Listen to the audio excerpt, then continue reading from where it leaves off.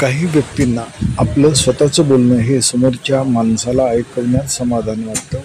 बोलणारा हा 100% ऐकतो असं ऐकवणाऱ्याला वाटतं. बोलणाऱ्याला बोलताना काहीतरी विषय लागतो. बोलणं हा त्याचा रोल असतो. बोलणारा हा लहान मुलांना शिकवणारा असेल तर ऐकणारी माणसं लहान आहेत असं त्याची भावना असते. पण ऐकणारी माणसं ही मोठी आहेत हे न कळल्यामुळे ऐकणाऱ्याची बुद्धीही बालिश असते.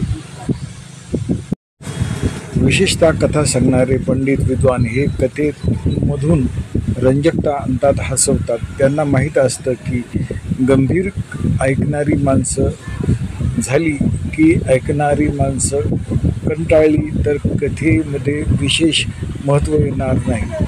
कथा ही पैसा कमवून देण्याचे साधन असते पंडित लोकांसाठी. बोलत राहावं, बोलकं असावं करावं बोलणाऱ्याचा बुद्धीचा भाग आहे. तो सरावातून सिद्धी येते. बोलण्याची कला अवगत सराव हा तितकाच.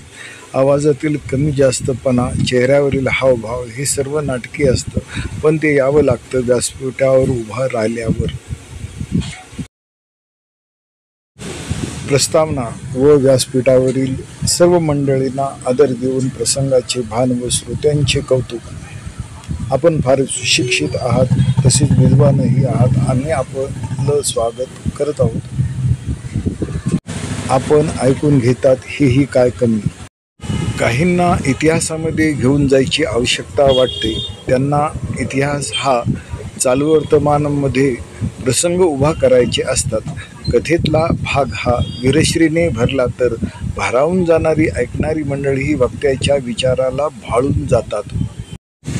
वक्ता हा जनप्रिय होतो. लोकप्रियता ही ऐकणाऱ्या मंडळीच्या मुखातून येते. विद्वान मंडळी इतर विद्वान मंडळींना इतकं महत्त्व देत नाहीत, कारण ती त्यांच्यासाठी स्पर्धक असतात. स्पर्धक हे ठराविक अंतरावर ठेवूनच आपली व्यासपीठावरून उतरल्यावर बुद्धिमान माणसं काहीच बोलत नाहीत, कारण तो चर्चेचा विषय असतो. चर्चा ही चुकीच्या दिशेने घेऊन जाते.